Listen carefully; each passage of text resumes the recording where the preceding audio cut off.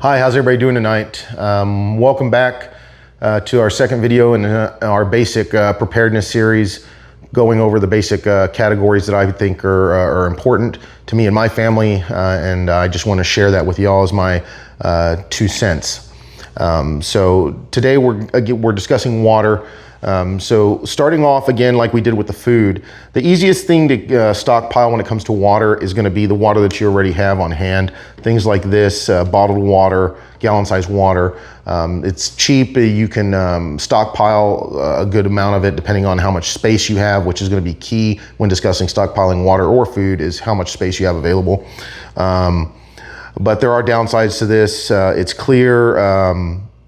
You want to keep it out of heat, sunlight, just like any water, but this is not a long-term solution. But it does have its pros if you're just starting out. Another item you want to get, a series of items that you want to get when you're just starting out, is make sure you have plenty of bottles, whether it's Nalgene's, whatever, plastic, stainless steel, titanium, have a little bit of everything. Keep a means to chemically purify your water with tablets, iodine tablets, things like that.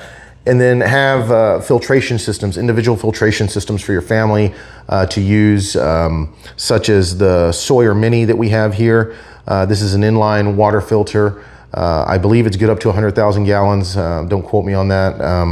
But there's different options out there. There's individual options like Life Straw, other things like that are filtration options like this. Or you could get like a Grail, which is a bottle itself that has a built-in filter that you press down and it filters the water. So there's different options for this area. Moving on to more stockpiling water, these containers are a great choice. Most of them are stackable. This one is from Reliance. It's their Aquatainer. It's 7 gallons. These are BPA free and they're food grade, so they're made to hold water, and that's what you really want when you're looking at plastic containers. You don't want that plastic to bleed off or anything like that, so make sure you get the right containers. I keep several of these here at the house. They've served me well over the past couple of years. I really like them, but there's other different kinds of containers out there, different shapes. Just take a look at what's out there and pick what's best for you. Another thing and last thing that I wanted to mention about water is something like a Berkey system.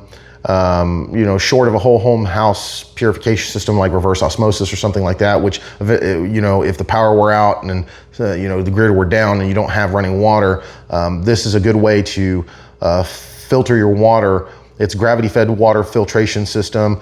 You have your filters up here, you pour the water in, and it feeds down to the bottom and it's drinkable.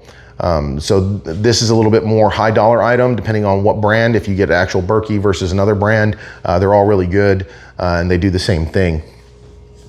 So this is everything kind of in a nutshell. With these videos, these first few videos I'm going to be doing on the initial categories of preparedness, they're just going to be really short, down and dirty. I will be making other videos expanding on these categories in the future, but I thought it would important to get this out to friends, family, and anybody interested on ways you can start and how you can build your way up. Again, it's a process. Everything with being prepared is a process, and being proactive is a process. It's not going to happen overnight, and you just got to build slowly. Thanks again for watching. We'll be making our next video on medical. That one will be coming out, so please look for that, and have a good night.